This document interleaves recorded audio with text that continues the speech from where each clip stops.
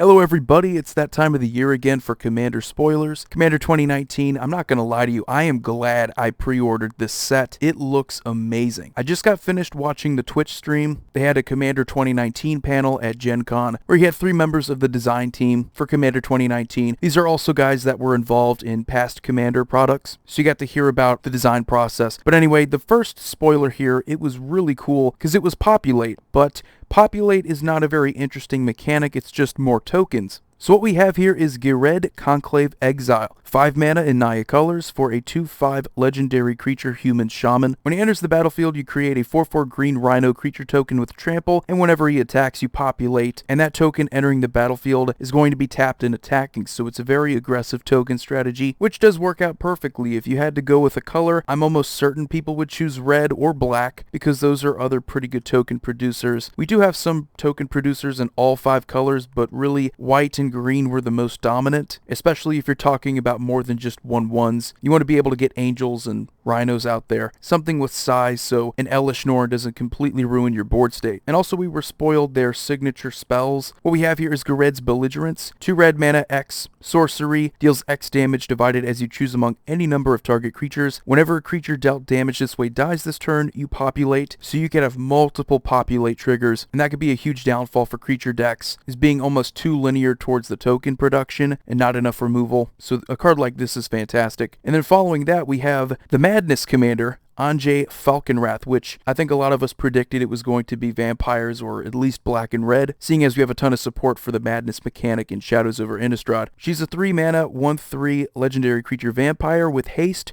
Discard a card, draw a card on her tap ability, and whenever you discard a card, if it has Madness, untap her, which is a really sweet enabler. This is exactly what we wanted, because Madness isn't really that crazy good. It's just a way to get some kind of cost reduction or extra value out of cards you're discarding, and you're usually going to discard for some practical reason. Either it's to refill your hand with a wheel, or because you have a certain ability that requires it as a cost. So having this on a hasty creature that also has a way to untap herself makes it less of a hassle to have to pay those Madness costs. She does also allow you to discard that card in the first place, so all around she's a perfect card. Replacing the card that you discard in your hand is also a really sweet thing to have. Now her signature spell, I wouldn't say it's a signature spell because that's kind of an Oathbreaker thing. This is more just a card that has her name on it. Anjay's Ravager is another vampire. 3 mana, 3/3 vampire berserker. Attacks each combat if able to, and whenever it attacks you discard your hand and then draw 3 cards and a Madness of 2, so another enabler there. And then we were gifted the Flashback Commander,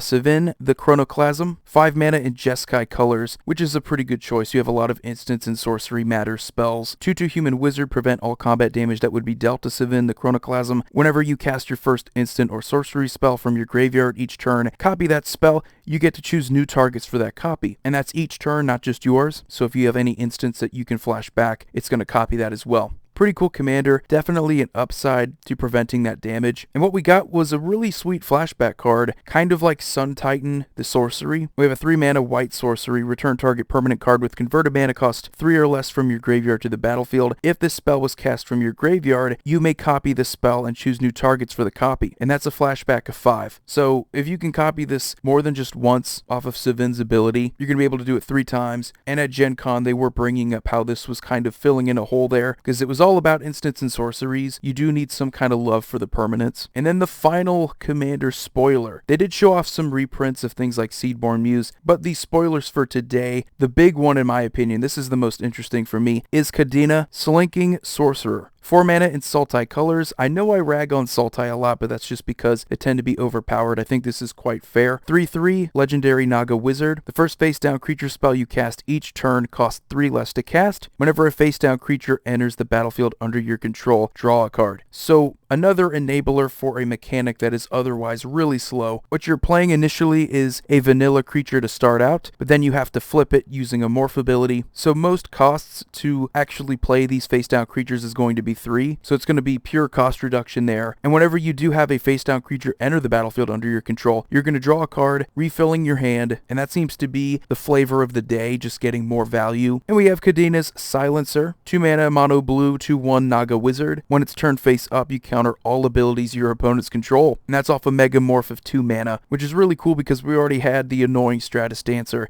This is just going to counter even more. But yeah, day 1 of spoilers. The actual panel there at Gen Con was kind of a nightmare to have to endure. They kept having feedback problems with their mics, so you just heard this perpetual the entire time. But it was definitely worth it. I had to endure. These are really interesting looking commanders, and like I said at the beginning of the video, I am glad I pre-ordered this, because if these are going to be $40 US, I would recommend getting these ahead of time, especially if they're going to put good things like Teferi's Protection. Well, not Teferi's Protection specifically, but good cards that end up being valuable like that. You could have a situation like with the Edgar Markov deck where someone just wants to play vampires, but they don't really have enough money to pay for Teferi's Protection because the whole deck is much more expensive now. And that tends to happen more with Commander products because a lot of the cards within these decks don't see as much reprinting because they're mainly made for Commander. But anyway, you guys have a wonderful day. Void here signing off. See you all next video.